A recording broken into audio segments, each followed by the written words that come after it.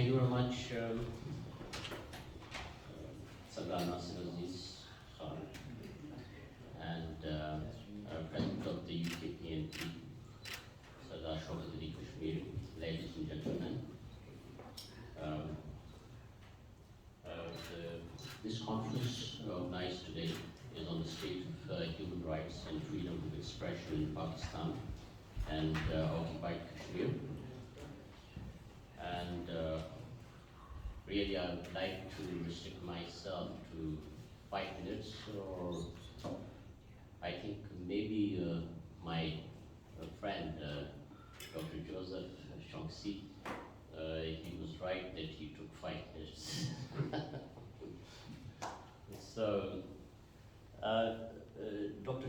Joseph Chongsi, he really defined and explained in a very scholarly way, giving examples of the United Nations Covenant, especially Article 19, on the freedom of the right of the freedom of expression.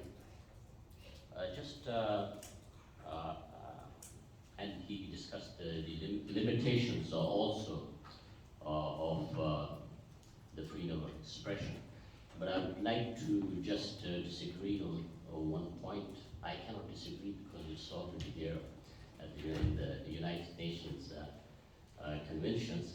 But the restrictions related to the security of the state, and it's always under the pretext of the security of the state that most of the human rights defenders and the journalists, they are arbitrarily detained, they are tortured, and their right to freedom of expression is stifled. So now I would like to come to Kashmir. Right from the creation of Pakistan, Kashmir was divided, and our Kashmiri brothers are suffering for the last 74 years.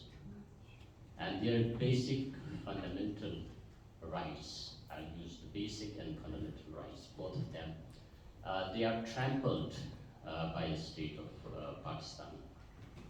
And the only solution to this long and very painful partition is the unification of the Kashmir. I hope one day we will see a unified Kashmir. We are here in Switzerland, and people, compare Kashmir with the Switzerland of Asia. So hopefully this Switzerland of Asia will be united, and the people who are suffering, they will be free, they will enjoy their freedom of expression, they will enjoy their lives, and they will enjoy their resources. As our colleague Jamil Maqsood has said that our resources are looted and plundered by the state of Pakistan. And the same is the case with the people of Pashtun regions in Pakistan. I call it Pakistani occupied territories.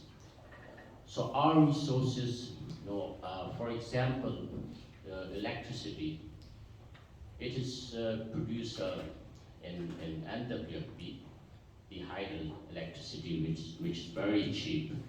It is produced in Khyber. I think it costs 1 rupees. And the same electricity is then transferred to Lahore. The distribution of the whole system of electricity is in Lahore. And the same electricity is then resold to Pashtun people on 19 rupees. And plus, there are always, we face load shedding. We produce about more than 4,500 megawatt of electricity. and our consumption is 1,500 megawatts. But even that electricity is not given to us. Similarly, oil and gas is produced in Khyber, in Karak and other regions.